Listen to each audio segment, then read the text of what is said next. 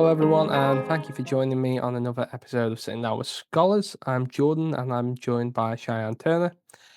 Cheyenne, could you just tell myself and my guests a little bit about your career in research thus far? Of course. I'm a first year PhD student at the School of Religion where I'm doing Christian studies.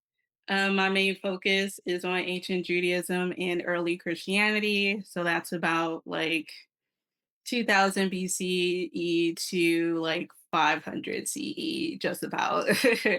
hmm Okay, and just thinking because when people study any part of theology or any form of the Abrahamic religions or other types of religious history, what are what would you say are the areas that of your research that people might not know about what you're effectively looking at from the first glance? What are you looking for in your research? Oh, that's an excellent question. I would say the major one is what is known as the Second Temple period, which begins about like my bad, begins like in the 500s BCE all the way up to the fall of the Second Temple in 70 CE. For those that read from the Protestant Canonical Bible, they'll probably notice like a gap between the Old Testament, New Testament, there's a 400-year gap there, and that gap in there is the Second Temple period that's not in the Bible. And that's actually the area that I'm like most interested in, including the New Testament.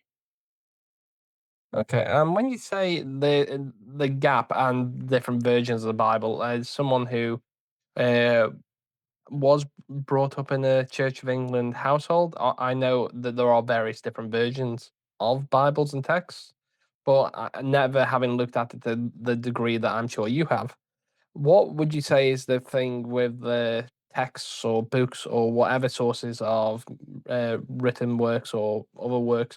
Do you draw on any other forms of literature as well as so in terms of when I say that, in terms of the core text as well as academic works that will have studied text, is there anything that people should know more about the study of how studying the Bible looks, or various versions of the Bible, and how you critically analyze them? I'm well aware I just made a very massive question there.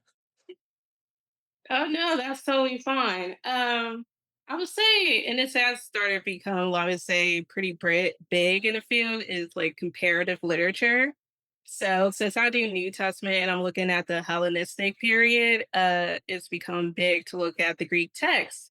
And seeing the influences they have on the Second Temple Jewish sources and the New Testament.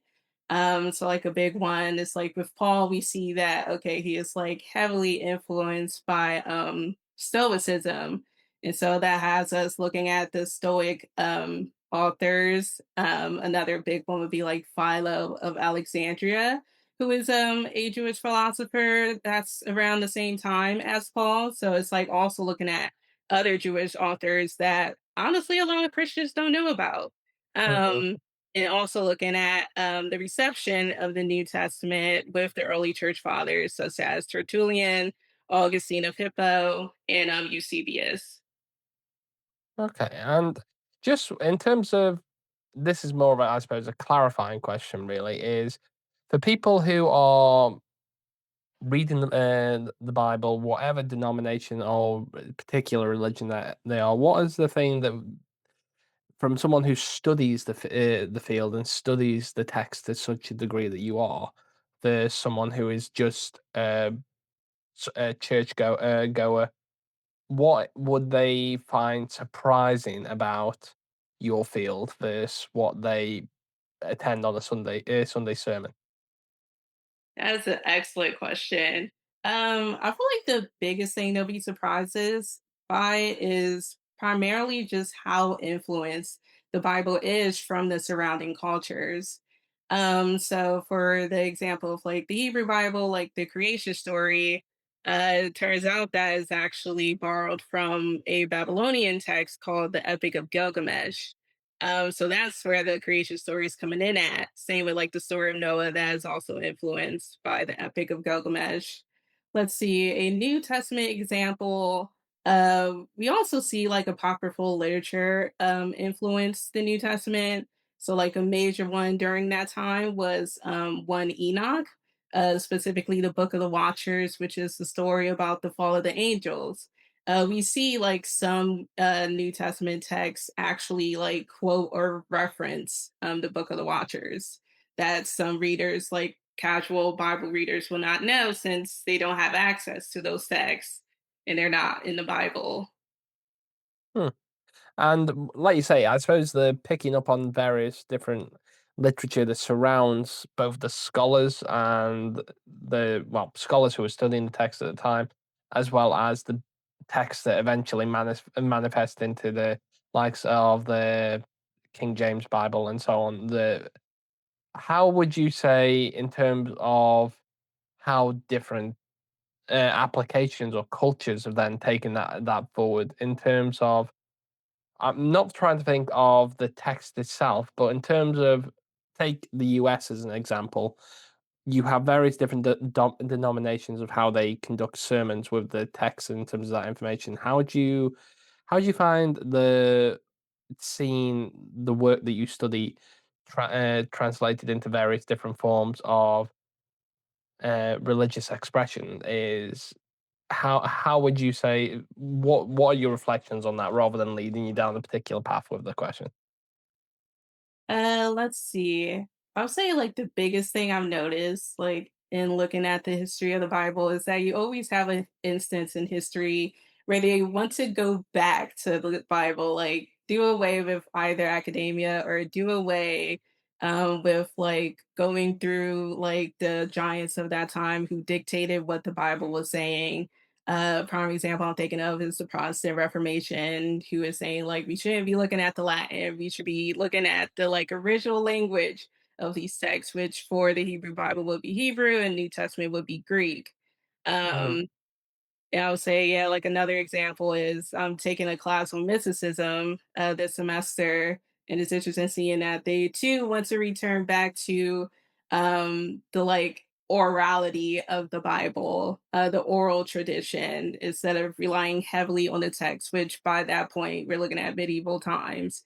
Latin, you would need Latin to have that, but you would need to go to school for that, and that's usually just for the men. So it also mhm, makes sense why we have like quite a bit of women mystics then who are taking charge in this like new rise of mysticism. And then again, much later with the Second Great Awakening, where again they're arguing that you shouldn't need academia to become a pastor, like you should be able to become one without all of that, since you are like spiritually called to that.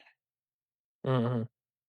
And I suppose one of the things that is always been relatively interesting is the fact that, like you say, you have I would say the more fundamental interpretation of the Bible and text, and then a more revisionist account who the individuals who view it more as let's say a cultural story that has a lot of implications, but it should not be taken as to quote a poor example in this context, Bible and verse, where it's very exact to what it is, rather than an example that the only example I can think of is the scene from I think it was The West Wing, where they were quoting the uh, the president's character was quoting various different verses that have typically been revised and are not.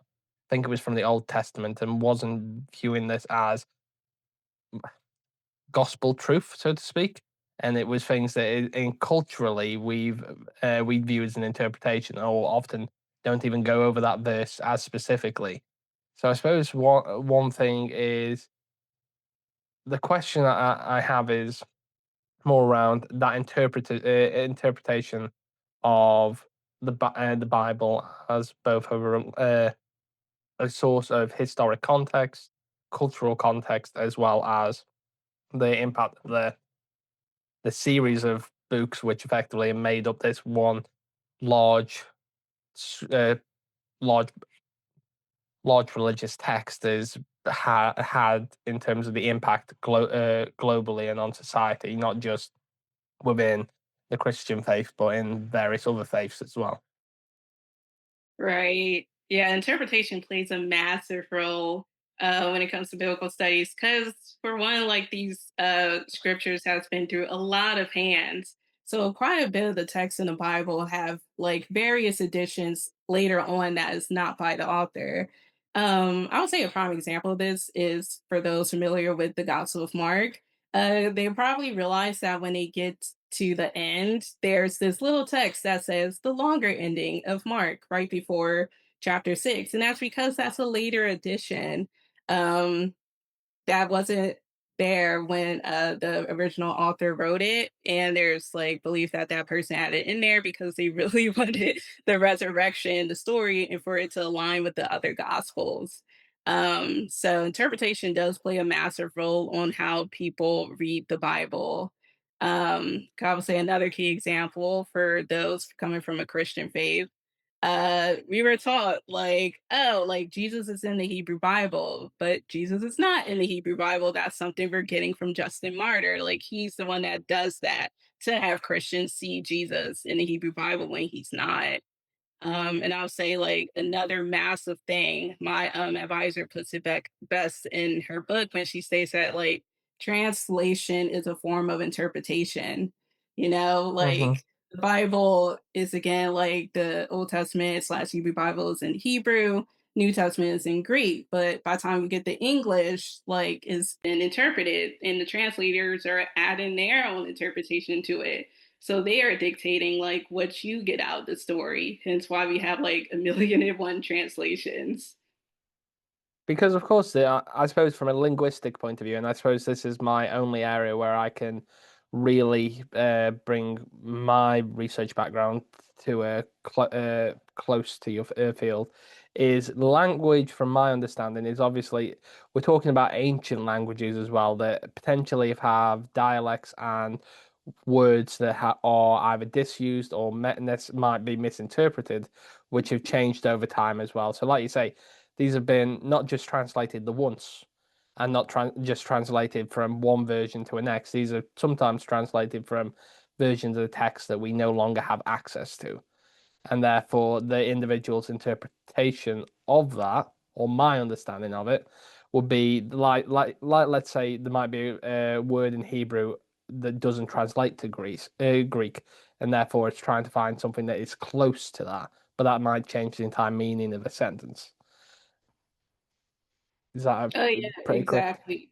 Yeah, and then the other issue, I'm glad you brought that up, is that you tend to get translations of a translation too. So for example, the Bible before the New Testament period, the Hebrew Bible gets translated into Greek. That's what we call the Septuagint, and that's the version that the New Testament authors are using. So that's like an important thing to know. And then when you get the Mhm. Vulgate, that's Latin. And so a lot of these Christian scholars are using the Latin version of the Bible, not the original Hebrew and Greek. And so then when they go to translate it into their own language, it's a translation of a translation. Mhm.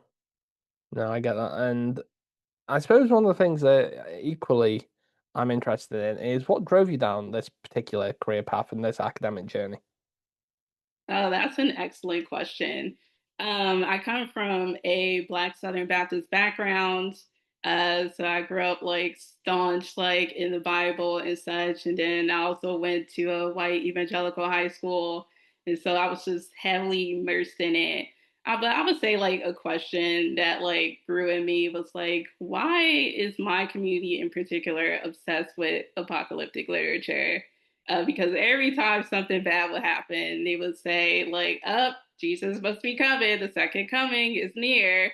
And so I would say that was the question that drove me to Mm. this path. Now, by the time I went to undergrad, I still had no clue what in the world a biblical scholar was. Honestly, the only path like I was familiar with was that of a pastor, but I didn't want to be a pastor.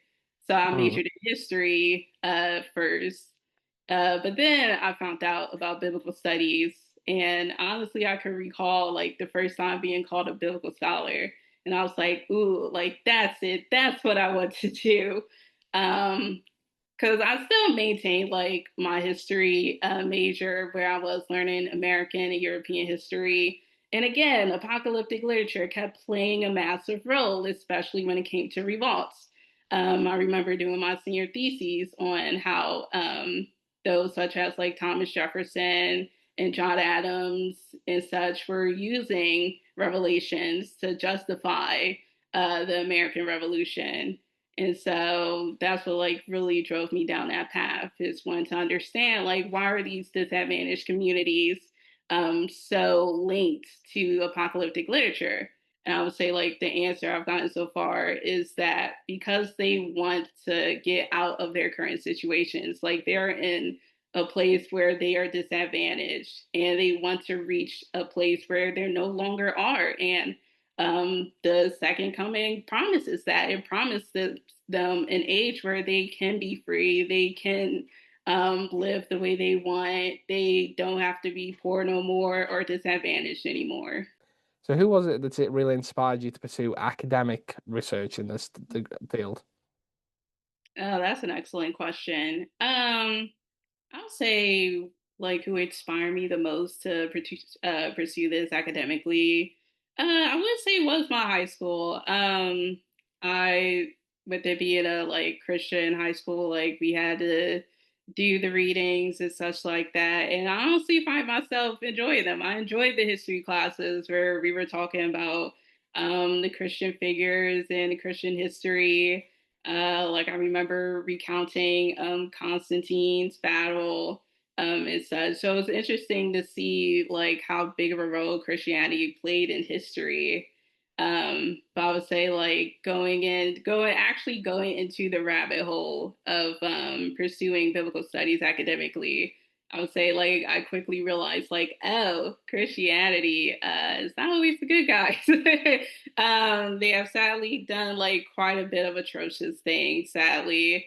And that's something honestly Christian institutions try to hide is the various things they done or they try to like cover it up. And that goes the same for the Bible as well.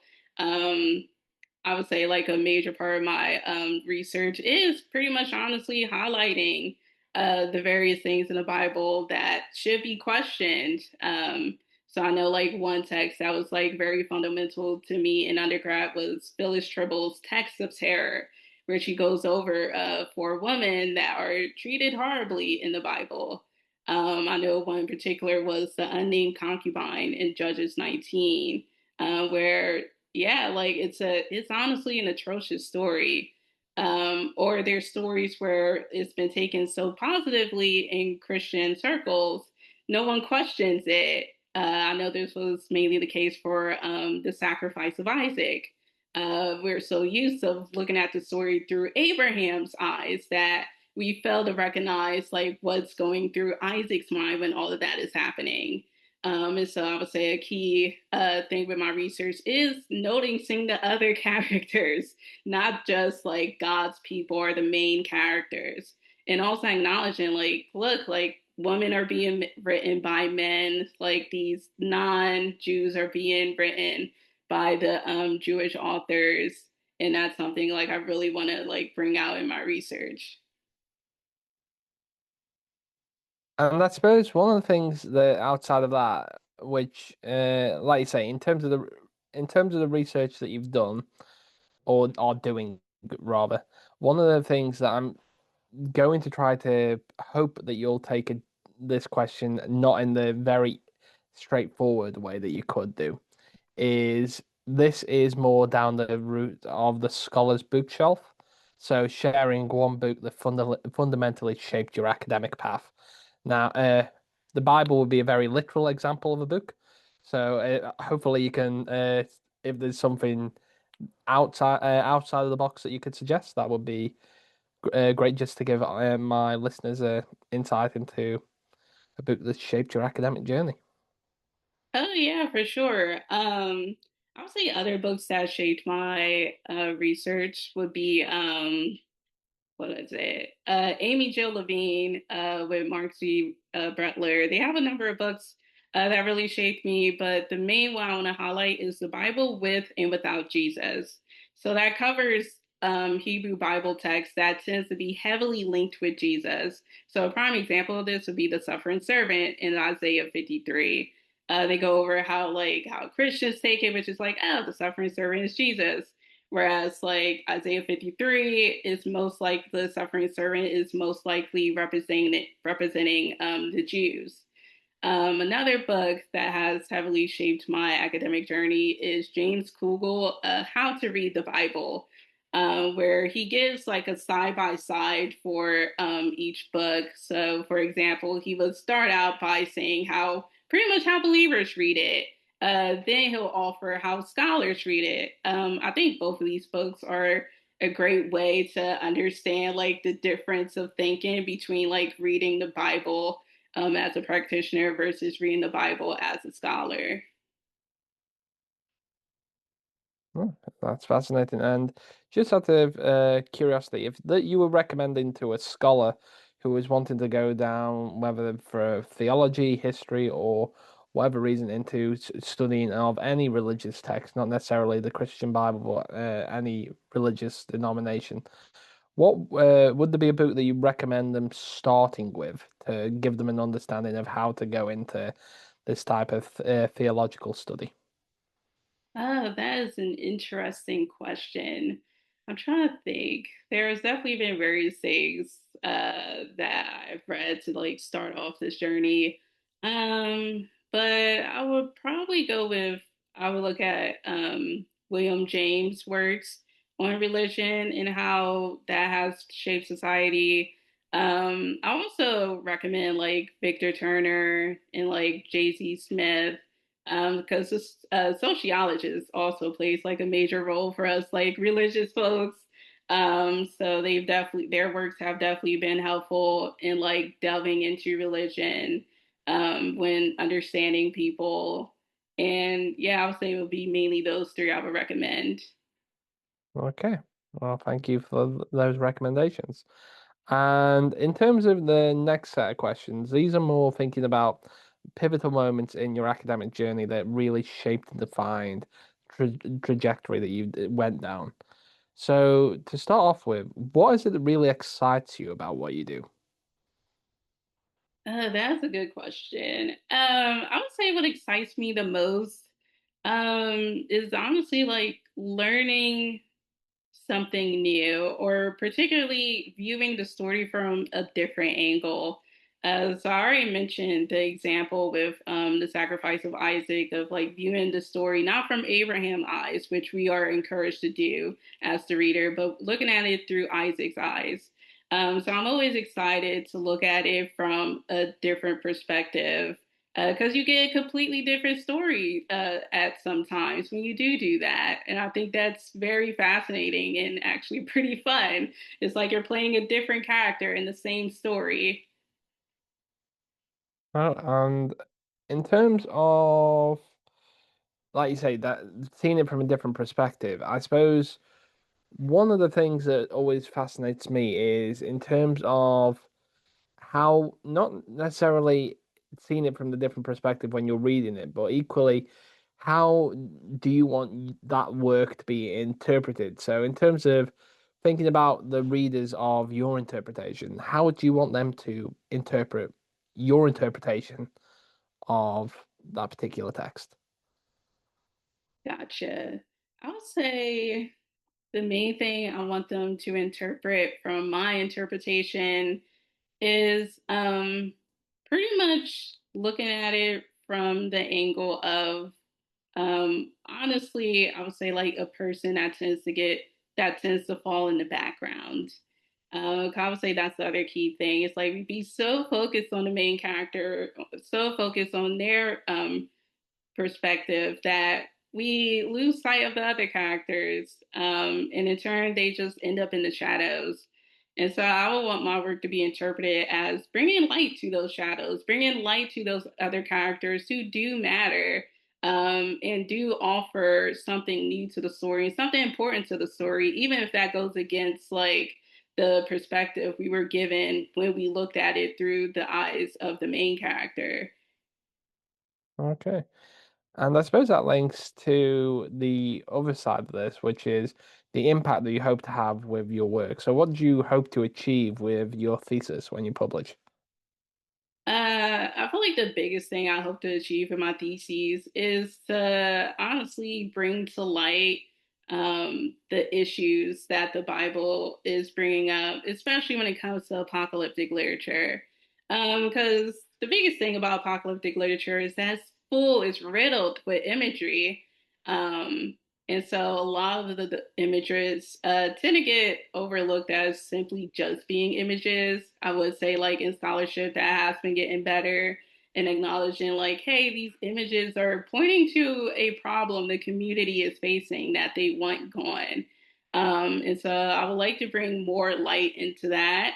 I would Mhm. say, like, going down this hole, like, I realized that my main focus is currently the uses of women's bodies in apocalyptic literature, which plays a massive role in it. Yet again, like these authors are men, they're not women.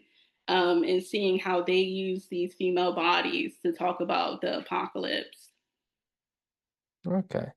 And I suppose that moves us quite neatly on to what I would class as the question, potentially it's this, it might be something else, a question in your field that really keeps you up at night. Hmm, that's a good question. I would say a question that keeps me up at night in my field is honestly mainly making sure that everyone, like the issues the community are facing, is being brought out into light. You know, with religious texts, like it's seen as like fictitious or fictional. But I believe like every image, like every word, even every person is representing something. Especially when it comes to apocalyptic literature, like that image is pointing to whatever issue they're having in their community. So I remember doing my master's thesis on Revelation 21:1, where they said the sea was no more. And a lot of the scholars honestly just pass that off as like, oh, well, that just means chaos. But I go on to argue like, no, this means something more to that community, especially given that the churches that Revelation is addressed to all live by the sea. And I pretty much conclude that, well, its concern is about sea commerce, where primarily people are getting traded, slaves are being traded along the sea. And so when they say the sea is no more, they're saying like slavery will be no more and various goods will not be coming in no more, which forced them into that labor.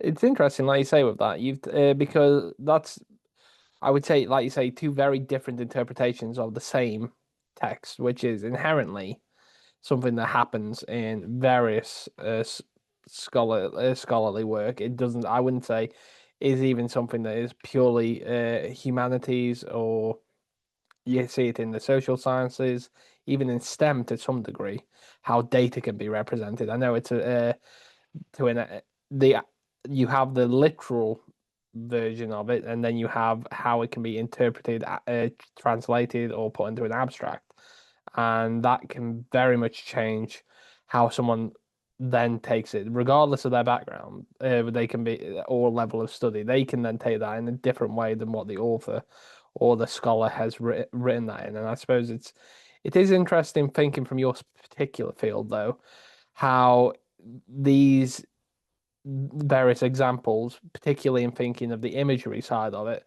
can have an impact in secular societies as well, where it's we it, some individuals would like to think religion, even in a secular society, wouldn't have that type of connotation, but it still does. It's still in our buildings, our artwork, and our literature. Right. But one of the things that I'm quite curious of is what is a contrarian take that you have then? So that rather than a question that keeps you up at night, what is the contrarian view of your field or a view of your field? Let's see, a contrarian view. Let me see. I feel like one that like is probably contrarian is so I do social history in particular. And honestly, like I literally remember learning about it the first time in my history class in undergrad. And my professor, after explaining it quickly, said, but that's a pointless area since we don't have anything from those that were displaced or is poor or whatever, what have you. But I would definitely take a contrarian perspective from that. Like just because like we don't have things from them, that doesn't mean we still these. I believe they still can be found within them. We just have to give it the care and guidance that it needs to order in order to find them. Hmm. Okay. And just thinking in terms of the work, the resources, the guidance, if you would, if we gave you unlimited resources, which at the end of your PhD, so you're going into the next stage of your academic journey, how would you split your time between outreach, teaching, and research? That's a good question. I was thinking outreach. I would say like a dream of mine is to be able to like share my studies specifically to the Black church, like offer like courses on the Bible because I know they're interested in them as some of that comes from that tradition. But sadly, there's this like large gap between the Black church and academia. And so like one of my like hopes and dreams is to try to like mine that gap. And I feel like a good starting point would be to like offer like a small courses on like the history of the Bible, some background information that would be fruitful for their reading. As far as teaching, I would hope to be able to teach at universities of some sort. Uh, and then with research, I would definitely like to be able to like look at these manuscripts in person. Also look at the various like architect artwork and such that depicts these scenes as well, which plays a huge role in the reception of the Bible. Hmm. Okay, and in terms of, like you say, if you, I suppose one point with this is with outreach, research, and teaching being what some people will view as three very separate uh, applications. How do you personally take it? Do you think they're three distinctive pathways that you could potentially pursue, or one pathway that has three different applications? So very much, if you do one very well, you'll end up with doing all three anyway. I definitely fall into the latter that one would fulfill all three pathways.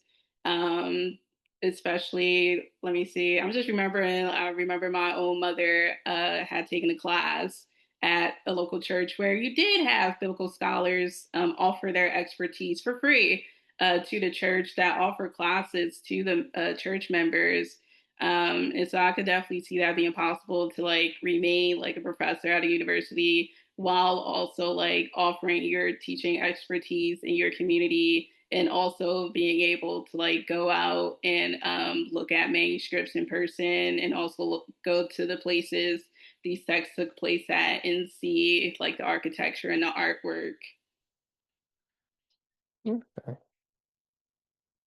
And just thinking of, like you say, with that, what would you say is the best environment then to deliver these type of sessions? Is it university environments? Is it campus environments? Or is it something that we should embed in a different way in our societies to encourage more people to engage with the resources better?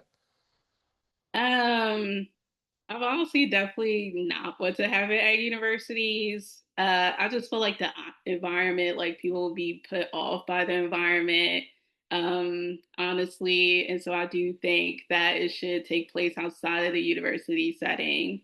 Maybe like, I guess like like a community center of some sort, I would definitely say, like the why. So this is going into a slightly different type of questions. Is these are 10 very short questions. This is my rapid fire round. But if you do go over that, is absolutely fine. I'd love to hear more clarification as well. And equally, if you want to stitch any of these, by all means, please do. But so these are the 10 questions in 10 words or less. So to start off with, who is a character or individual that you admired? Character individual I admired. That is an excellent question. I would say the like person I honestly admired, like at least from my own studies, would be my former advisor, Annette Reed. She has been like an amazing advisor to me. I definitely hope to like be that good of an advisor if God willing, like I to become a professor and have students of my own. Yeah. Okay, and what is a life lesson that has stuck with you? I would say a life lesson that stuck with me is pretty much that before you get that yes, you're going to go through a number of no's. I would say that's the life lesson that sticks with me because, like, you get one no, and honestly, like, your world, at least for me, my world is like over. But Mhm. sometimes, like, that no is the very door you had to go through to get that yes. No, I think that's an excellent example. And in terms of what was a subject that you had previously dismissed in school that you wished you had explored more? Ooh, I would say that subject for me would definitely be English. I remember working on my thesis, and my advisor asked me, "What method do you think you're doing?" And I'm like, "Oh, of course, like historical method. Like I'm a history major." And they're like, "No, you're doing literary analysis." And I'm like, "Oh, that sounds very English." Hmm. And in terms of this might be a very straightforward example, but what's the most recent book that you've read? The most recent book I read was actually by my current advisor called The Good Book: How White Evangelicals Use the Bible to Save Themselves. So again, it's delving into like how the Bible can, like how white evangelicals interpret the Bible to make it seem like they themselves are like the original audience. And pretty much the main thing that book goes over is pretty much how they try to make it seem like the Bible is honestly not misogynistic, when in all honesty, it does have misogynistic scenes within it, especially in the New Testament, where they try to make Jesus seem like this like feminist before his time. Hmm. And if you had a theme song, what would it be? Ooh, a theme song. Theme song. Let's see. I'm trying to remember the name of it, but it's like one of the openings for this anime called Full Metal Alchemist Brotherhood. I literally listen to it all the Hmm. time, but I'm blanking on the name. I feel like that'll be my theme song. Okay. Yeah, I've certainly watched the anime. I don't know the name of the song, unfortunately, but I have definitely watched it. Next question is, what was your favorite thing about your academic journey? I would say my favorite thing about my academic journey, I would say it was honestly making connections. Just thanks to my academic journey that I was able to connect to so many people, not only like my senior scholars, but also people that's pursuing the same area I am. Like it's great to connect with others doing either in my field, like my very niche field, or also or those that's doing religion, but are doing different religions, or they're looking at different periods like modern, pre-modern, medieval, stuff like that. And what was the worst thing then about your academic journey? I would say the worst thing from my academic journey was honestly rejection. I applied to PhD like twice, or I guess technically three times, and I didn't get in.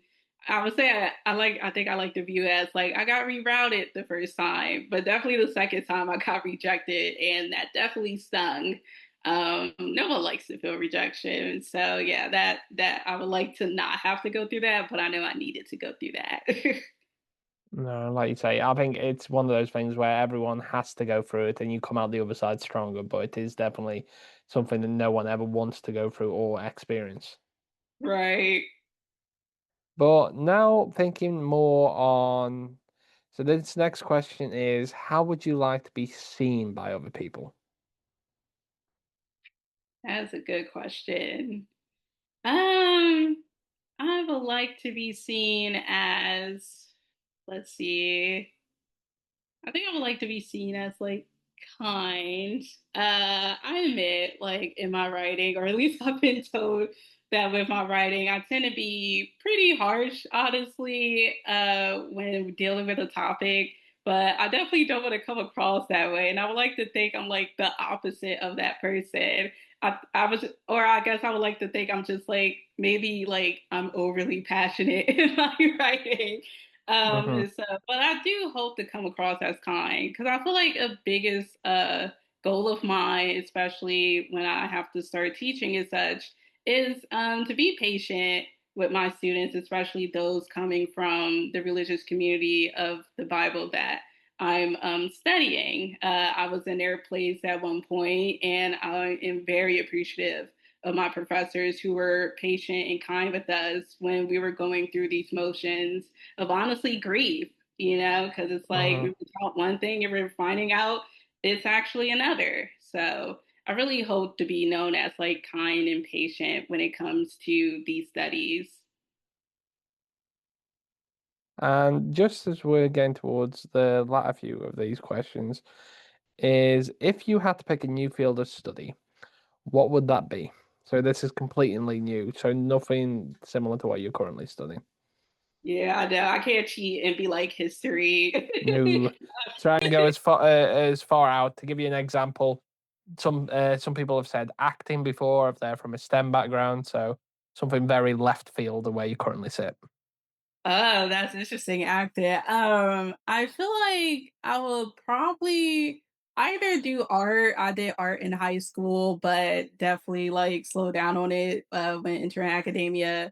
Or I guess another thing, like literally in the middle of senior year of my high school, I was actually applying first for veterinarian studies, but then I like switched immediately to history. Like I took a Hmm. sharp turn into history. Okay. And the last question then is if you were giving advice to a student who is just starting out, what would that piece of advice be? uh I would say be patient with yourself. I would say like a lot of times, like I got upset at myself because like, why am I not getting this material right away? I mean, especially entering undergrad, and then especially undergrad to grad, especially since like I honestly went to a Christian uni for undergrad. So Hmm. transitioning from a Christian setting to a secular setting was definitely difficult for me, but I would definitely advise them to be patient with themselves. It's okay if you need to like reread it like 1,000 times for you to understand it. It's okay. Everyone has their different pace. Okay. And well, thank you, Cheyenne. Those are the 10 questions in 10 words or less. The next set are just in terms of the rapid fire, but they are either or rather than 10 words or less responses. So, first of all, morning person or night owl? Oh, definitely a morning person. The moment the sun is gone, I am in bed. Okay, broad strokes or deep dives? Uh, this is a toughie. I think I'm gonna go with broad strokes. Like I like to shop around, so Okay, collaborative or solo? I admit I'm a solo person, but I admit that I'm also starting to realize just how fruitful collaborative is. So I'm gonna like go against my introvert side and say collaborative. Okay. And this is, I suppose, inadvertently ends up being more of a STEM question. But if you could do, so I would say classroom or field studies. Ooh. rather than field work or lab work?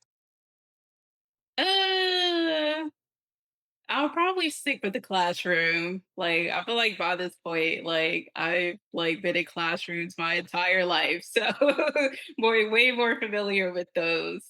Might as well stick to my setting. Okay. And the last one is teaching or mentoring. Ooh, that's a good one. I would probably go with, geez, I'll probably go with teaching. I can reach more people that way. Okay. And those are the end of the rapid fire questions. Other than one little extra question at the end, which this is a bit more of an open one. If someone were to make a movie about your research, who would you like to play you, and what would the movie's title be? Ooh, who would I want to play me? I'm trying to think of like newer talent. Let's see. Um, I think I would like. I should know these celebrities better, but I sadly do not.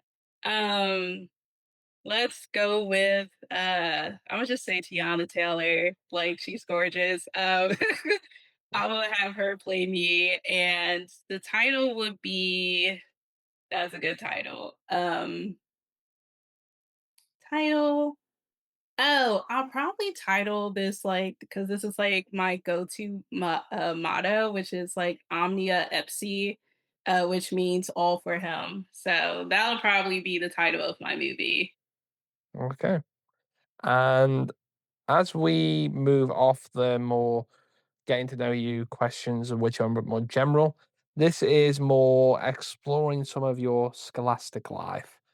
So these still don't overthink them. So it's first thing that comes to your head, but don't feel like you have a restriction on word count or anything like that. So, what's the most unexpected turn that your academic journey has taken thus far?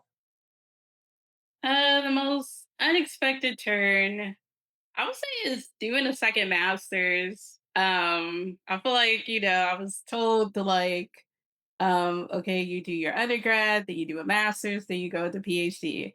Well, that didn't happen. I ended up doing a second master's, then get into a PhD. So that was definitely an unexpected turn, but I would say like a very fruitful turn.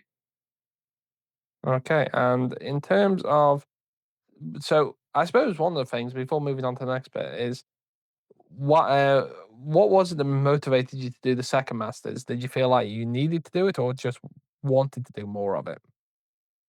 Uh, I feel like I want to do more of it. Like I immediately remember, honestly, it was when I didn't get into any PhD programs, and one of the professors advised me like, "You could work," and I was like, "I don't want to do that. I want to pursue this study. Like I'm very passionate about this study." And I would say that's what like really pushed me to like pursue a second master's because it's like, okay, I may not have like everything I need, so let me go ahead and pursue that. And plus it Mhm. allowed me to connect with, like, pretty, like, big scholars in my field, which was exciting. Okay, and I suppose one of the other things is on the other side of that, I'm thinking more on the ups and downs of our academic journey. One of the things I always think it's good to share is to get scholars to share the points that are below the iceberg, not the successes, but the rejections that someone hasn't seen. Could you just share for my guests a rejection story that you have, whether that be a grant, an opportunity, a paper that led you to something better but didn't feel like it at the time? Um, let's see. Like, I already sort of talked about, like, being rejected from the PhD Mhm. program, which led me to do a second master's. But I would say another, like, rejection was, one semester, for one of my classes, I did a paper, and I told the professors it was taught by 2, like, "Hey, I wanna use this paper for a PhD, so give me your feedback." And they got back in touch with me, and they told me, yeah, you need to redo this paper. It's a fail. "Oh my gosh, I was distraught. I never failed a class before." And I'm like, "Oh my gosh, like I failed a paper in my field at that." But I remember going over it with my friends and it was like, "Hey, maybe they told you that because they knew like you told them you wanted to do a PhD, so they wanted you to write a PhD worthy paper." And sure enough, that paper did get me into a PhD program. So, yeah, there was like a rainbow on the other side. Yeah, so they helped. So it did help you get there, but it wouldn't have felt like it certainly wouldn't have felt like that at the time, and I can well imagine. So Right, yeah, for sure. but I suppose on the other side of that, so that's the more of the rejection story. More thinking about the other ups and downs that we have is if you could go back at any point in your academic journey to the state, what's the decision that you would defend and the decision that you would change? That is a good question. Um, I would say I would defend my decision to going into a master's program after undergrad. Because the other key thing, hilariously enough, like even my own professors thought I wanted to be a pastor. So they were like telling me, you need to go to seminary. But I'm like, no, like I want to go to this specific school for grad school. So I would definitely still defend that decision. And then a decision I would change. Let's see. I would probably change honestly, like when I got in that PhD rejection and entered into my second master's, I honestly was very depressed. So I would very much change like honestly like how I was during that period. Like I felt hopeless. Like I thought I'm not gonna ever get into a PhD program. Like I honestly felt like a zombie just going through it. So I would definitely change that way of thinking. Like that one no does not determine your future. I think, like you say, it's bad that we have to go through those points, but it's definitely the hill that we come over after we've gone through that journey is definitely something. It builds your character. You might not. It doesn't feel like that at the time. You don't want to go through that journey if you can help it, but it does help in the long run. But yeah, I definitely feel your pain there. I can think of some ups and downs in my own career in that type of respect. So yeah, I definitely feel your pain there. But completely agree with the transformative impact of it. But on the other side of this, so this again exploring the unexpected. I'm going to read out the sentence, and I want you to just replace the X and the Y in your view. So everyone thinks my research is about X, but it's actually about Y. Ooh, that's a good one. I'm gonna mainly focus on history with this question. I feel like when people think history, they think facts. We study facts, and us historians know that is far from the truth. And I like how one scholar puts it. It's like we're studying relationships. And then as someone that's doing religion, I'm not only studying the relationships humans have with each other and other living beings, but I'm also studying the relationship that humans have with the divine. So that would be my answer. And outside of that, and this is as we get more towards a close, but not quite there yet, is these next few questions are more looking looking almost forward, but being reflective in that forward step. So first of all, I want to just share with you the question from my last guest, and this uh, this was their question. Same similar to yourself, they had no prep of the previous person's question. So, how do you feel you show up for the people that depend on you? Can you repeat that? Yeah, sure. So, how do you show up for the people who depend on you? That can be your audience, family. You can say that however you want, but that is the question. That's a really good question. I would say you show up by doing what you set out to do. So for me personally, especially when I feel like honestly my work does not matter or I'm like not good enough to pursue this work, I think about the various people that did believe in me. I would say like those that did give me a yes, those various yeses that allow me to be where I am now.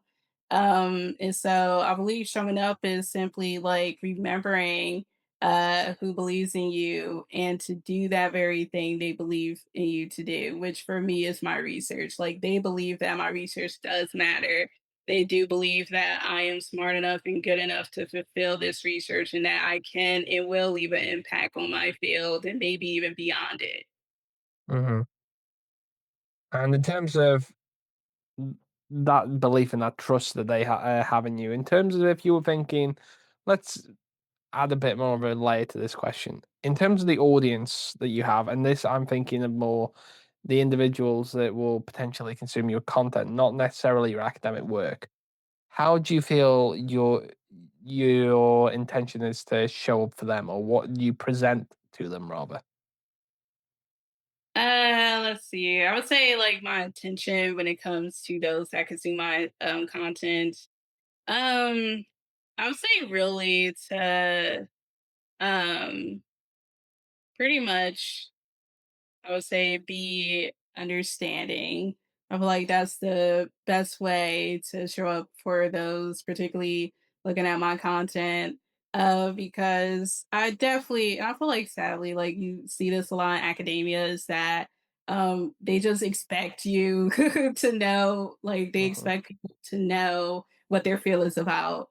And I feel like that's the number one thing I want to make sure not to do. Like I want to be adamant and explaining like everything. Because it's totally fine not to know. Like it makes sense why you wouldn't know. And so it's being very understanding when it comes to my content and making sure to explain everything. Like there's no such thing as a dumb question, as the mhm. famous saying goes. So I feel like that's definitely something I will want to bring when it comes to my content. Okay, and in terms of just have to for this actually seems like a good point to add this in. Normally, I'd ask this at the end, but if someone wants to find your content in the various forms that you have, what would be the best ways for them to follow along or to interact with your content? The best way to interact with my content would be my TikTok, which is the my PhD is calling, with the username being your PhD bestie. I also have an Instagram by that same name. My PhD is calling. Username is your PhD bestie. Okay. And now, just thinking about the same type of activity, but thinking what question you'd like to leave for my next guest, whoever that ends up being. You don't know anything about their academic background or what work they do, so please fire away. Alrighty. A question I would ask them. I guess I would ask them. What do they hope their work will achieve?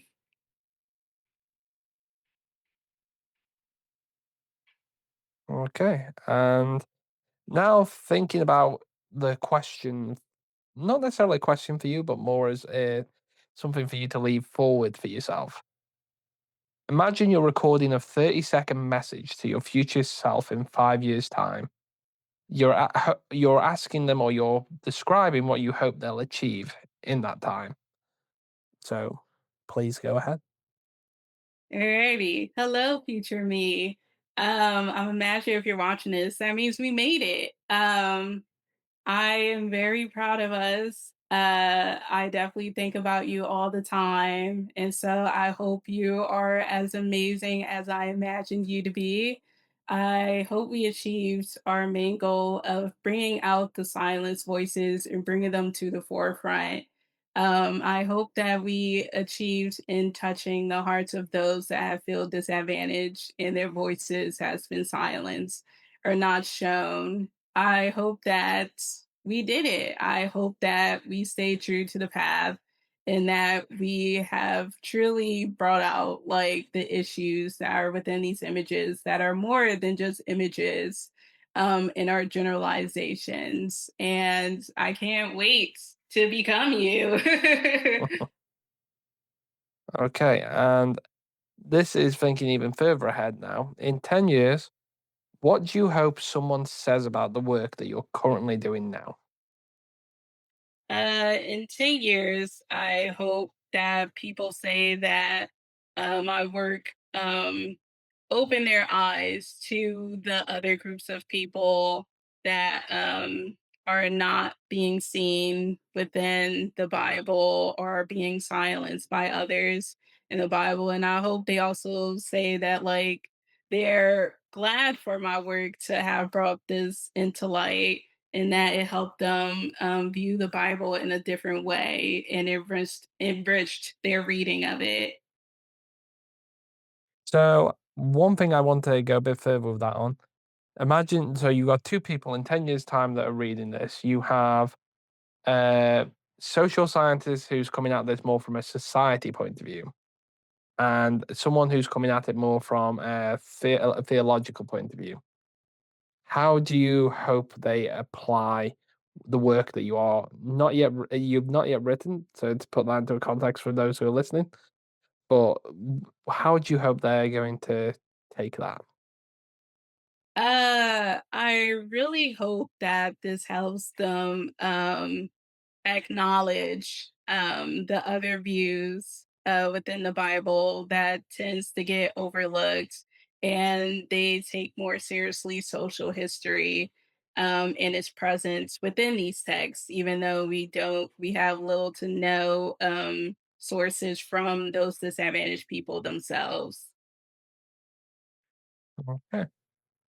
Thank you very much for joining me on Sitting Down with Scholars, Cheyenne, and sharing not only your story, but sharing forward that time capsule for your future self and as well as future theology and for future theology. Now I'll use a different word. Future, it's completely gone. For sharing it with future scholars as well. So thank you very much for joining me and taking this time. And is there anything else that you'd like to share as a final final note to anyone who's thinking of pursuing your field or who'd like to get in touch with you? Let's see. I would say those that want to join my field, I would uh advise them like your views will change. This is honestly like a tough road to walk on, especially if you're looking to study your own religious background. And to that I would say be patient with yourself. It's okay. And yeah. Okay. Well, thank you very much. And thank you from both myself and from my guests for joining us, and best of luck in your academic journey. Thank you. Thanks for hosting me.